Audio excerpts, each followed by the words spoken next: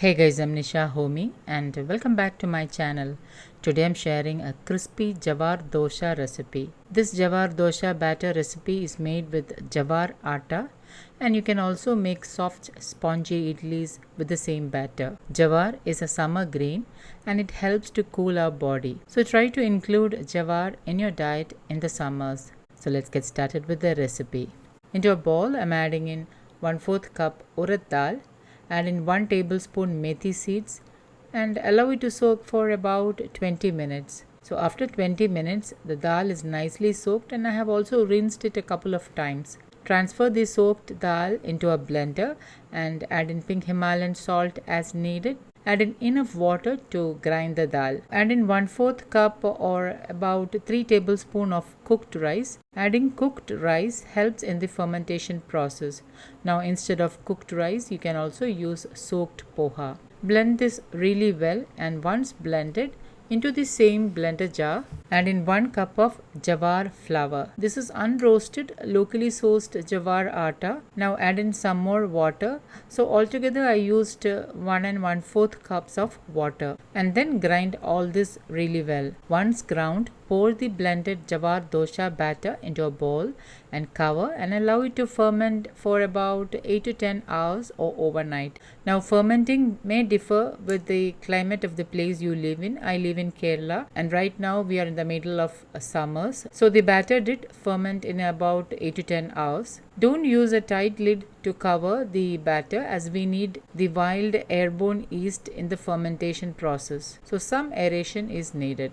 And the next day the batter is nicely fermented and you can see how airy the batter is. Now when I make dosha batter, I prefer to make idlis on the very first day and crispy doshas on the second day. To make idlis, grease the idli molds with gingerly oil and pour a ladleful of the batter in each mold and steam until done. And once they are cooked, soft jowar idlis are ready to serve. You can enjoy them with sambar or chutney of your choice. I have already shared many chutney recipes and healthy sambar recipe on my channel.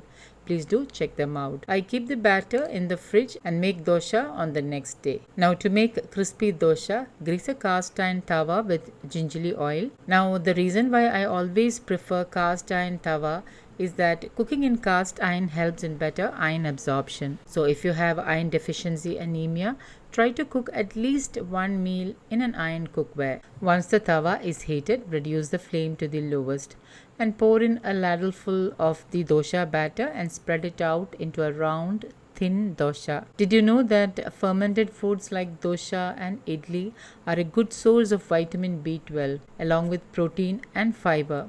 And to help the vitamins and minerals assimilate faster into your body, you need healthy fats like desi ghee or coconut oil. So I'm adding in 1 teaspoon organic desi ghee. Ghee also helps in the assimilation of vitamin D. Once the dosha is roasted and is golden in color, remove it from the tawa and serve the crispy jowar dosha with moringa chutney or sambar. I have already shared how to make moringa chutney with fresh moringa leaves and with moringa powder. You can check them out on my channel.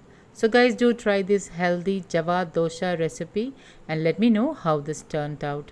Don't forget to like, comment and share this video with family and friends. Thank you for watching, and until next time, take care. Bye bye.